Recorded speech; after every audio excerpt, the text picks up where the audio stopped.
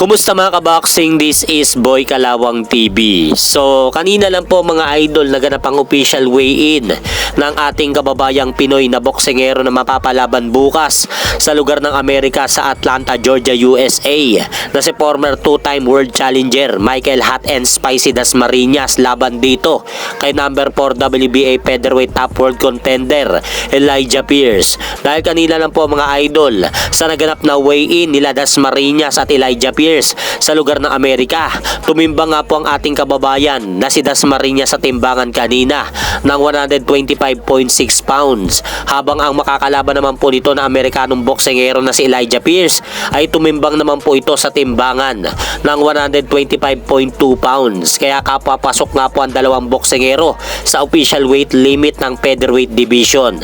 Kaya tuloy na po ang bakbakan ng dalawang ito sa ibabaw ng ring bukas, at nakataya po para sa magaganap na laban na yan ng dalawa kaya ang titulong nakataya na WBO International Featherweight Belt.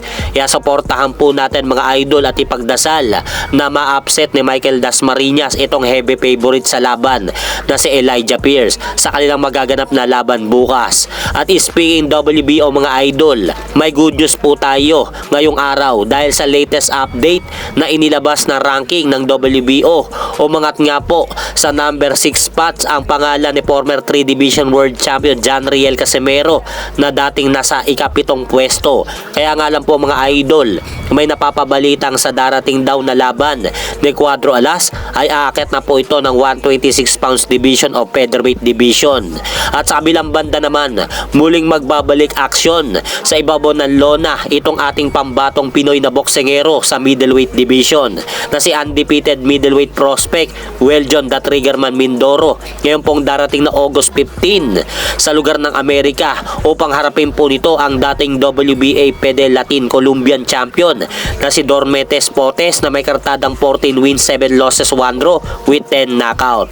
At ito nga pong darating na laban mga idol ni Mindoro at Potes ay magsisilbing 8 round non-title bout sa middleweight division. At sa kasamaang balita naman po mga idol, noong araw ng Miyerkules, July 23, inanunsyo na nga po ni former undisputed junior welterweight champion Josh Taylor ang kanyang pagreretiro sa sport ng boxing matapos nga pong magkaroon ng seryosong injury sa mata itong British boxer upang tuluyan na po itong magretiro sa edad nitong 34. At ang record nga po mga idol ni Josh Taylor sa professional boxing ay 19 wins, 3 losses with 13 knockout. At marami na rin pong dekalibreng boksingero na nakalaban ito si Josh Taylor mga idol, katulad ni WBO junior welterweight champion Teofimo Lopez at Jack Catterall, Jose Ramirez.